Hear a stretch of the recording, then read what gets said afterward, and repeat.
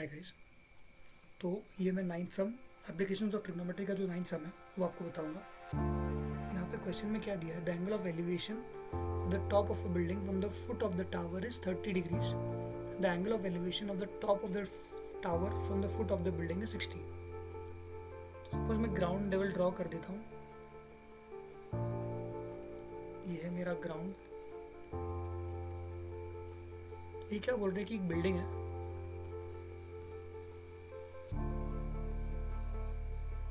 मैं building draw कर देता हूँ यहाँ पे।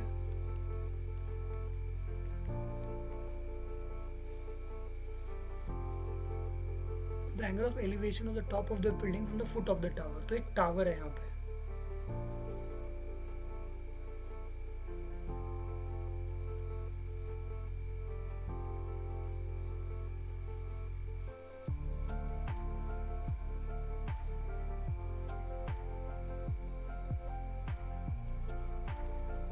ये मेरा बिल्डिंग है और ये मेरा टावर है।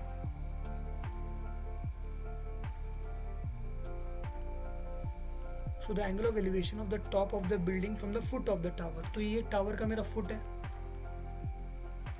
तो इस फुट ऑफ द टावर से ये टॉप ऑफ द बिल्डिंग का जो एंगल ऑफ एलिवेशन है वो कितना दिया है मुझे, 30 डिग्रीज। तो ये हो गया मेरा 30 डिग्रीज। आगे क्वेश्चन में क्या दिया है, the angle of elevation of the top of the tower from the foot of the building. तो ये मेरा फुट है बिल्डिंग का,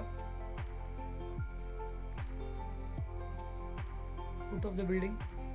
तो यहाँ से the top of the tower का एंगल ऑफ एलिवेशन कितना है, इसका टॉप है। So the angle of elevation is 60 degrees. अब इसमें लोगों का क्वेश्चन होता है कि मुझे कैसे पता चलेगा कि टावर लंबा है या फिर बिल्डिंग लंबी है। अगर आप चेक करोगे तो 30 डिग्री का एंगल छोटा होता है, तो छोटे एंगल का हाइट भी छोटा होगा और बड़े एंगल का साइज भी बड़ा होगा। तो 60 डिग्री के ऑपोजिट में टावर है, इसलिए टावर 60 डिग्री एंगल ज़्यादा है 30 से, तो tower will be bigger as compare to the building. ठीक है। तो आगे क्या दिया है, if the tower is 50 meters height. Tower का हाइट दिया है उन्होंने 50 meters. Find the height of the building, मतलब मुझे ये निकालना है। ठीक है। वापस से क्वेश्चन बताता हूँ क्या बोल रहे हैं। क्वेश्चन में बोल रहे हैं the angle of elevation from the foot of the tower, from the foot of the tower to the top of the building is 30 degrees and the angle of elevation from the foot of the building to the top of the tower is 60 degree. Find the height of the building. ये मुझे निकालना है। इसको trigonometric वे में लिख देता हूँ। Trigonometric वे में कैसे लिखूंगा, let AB be my building. Let AB be height of the building. Tower है यहाँ पे, CD लिख देता हूँ। Let CD be height of the tower. Angle D से ए का एलिवेशन कितना है, ये दिया हुआ है 30 डिग्रीज। और यहाँ से सी का एंगल ऑफ एलिवेशन कितना दिया हुआ है, 60 डिग्रीज। ठीक है। अब मुझे क्या निकालना है, ए बी का वैल्यू। अभी यहाँ पे इसका हाइट दिया हुआ है 50 मीटर्स। तो जिसका वैल्यू मुझे दिया हुआ है मैं पहले उसी से शुरू करता हूँ। तो ट्रायंगल सी बी डी में कॉमन, अभी ये दोनों ट्रायंगल्स में अगर आप देखोगे तो बी डी कॉमन साइड है ना। और मुझे सी डी का वैल्यू दिया है, मतलब 60 का जो ऑपोजिट है और एडजेसेंट है उस चीज़ की मुझे ज़रूरत है। तो मैं लिख देता हूँ, in right triangle C B D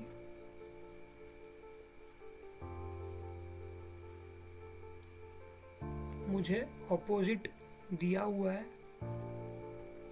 मुझे एडजेसेंट की ज़रूरत है, क्योंकि एडजेसेंट जो साइड होगा बी डी वो मेरा कॉमन साइड है। तो रेशियो क्या आएगा, tan थीटा होता है is equals to opposite upon adjacent. तो यहाँ पे थीटा मेरा कितना है 60 डिग्रीज, तो tan 60 will be equals to opposite क्या है सी डी है डिवाइडेड बाय एडजेसेंट क्या है बी डी है।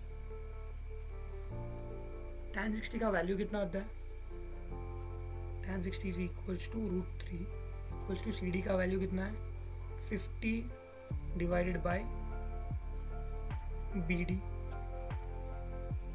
तो क्रॉस मल्टीप्लाई करने के बाद क्या होगा, क्रॉस मल्टीप्लाई करने के बाद मुझे मिलेगा B D is equals to 50 divided by √3। मैंने कहा था कि जब भी डिनोमिनेटर में मुझे रूट मिले तो उसको रैशनलाइज करना बहुत ज़रूरी है। Therefore B D equals to rationalize कर देता हूँ, मतलब ये जो रूट है डिनोमिनेटर में उसी को ऊपर और नीचे में मल्टीप्लाई कर देता हूँ, ताकि जब रूट रूट मल्टीप्लाई हो तो रूट मेरा हट जाए।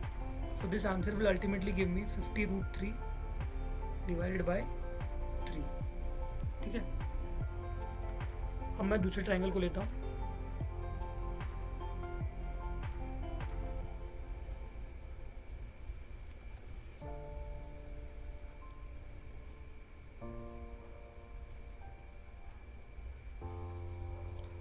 तो दूसरा ट्रायंगल कौन सा है मेरा, बड़ा ट्रायंगल मैंने ले लिया, अब छोटा ट्रायंगल लेना है। तो इन इसको मैं नंबर 1 दे देता हूँ। In right triangle A B D में मुझे बिल्डिंग की हाइट चाहिए, तो 30 का जो ऑपोजिट है वो मुझे चाहिए, और एडजेसेंट का वैल्यू मुझे मिला है फ्रॉम 1। तो यहाँ पे मुझे ऑपोजिट की ज़रूरत है और एडजेसेंट मुझे दिया हुआ है। तो रेशियो कौन सा आएगा, tan theta.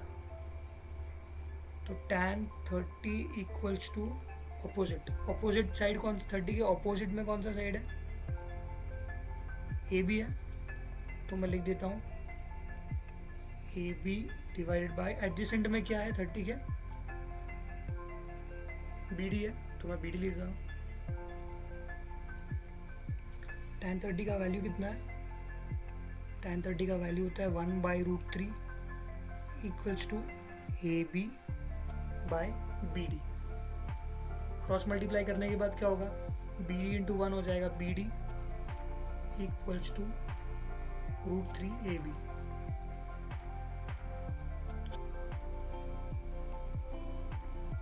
B D equals to √3 A B. लेकिन मुझे 1 से क्या मिला था, मुझे 1 से मिला था कि बी डी का वैल्यू दिया हुआ है 50√3/3। तो बी डी की जगह पे लिख देता हूँ मैं 50√3 divided by 3 equals to A B into √3। अभी √3 मल्टीप्लिकेशन में है, मल्टीप्लिकेशन का √3 अगर उस तरफ गया तो डिवाइड हो जाएगा, मतलब 50√3 डिवाइडेड बाय 3, यहाँ मल्टीप्लिकेशन है, यहाँ पे न्यूमरेटर में √3 इक्वल्स टू के उस तरफ गया तो डिनोमिनेटर में आ जाएगा, तो वो बन जाएगा 3√3 इक्वल्स टू ए बी।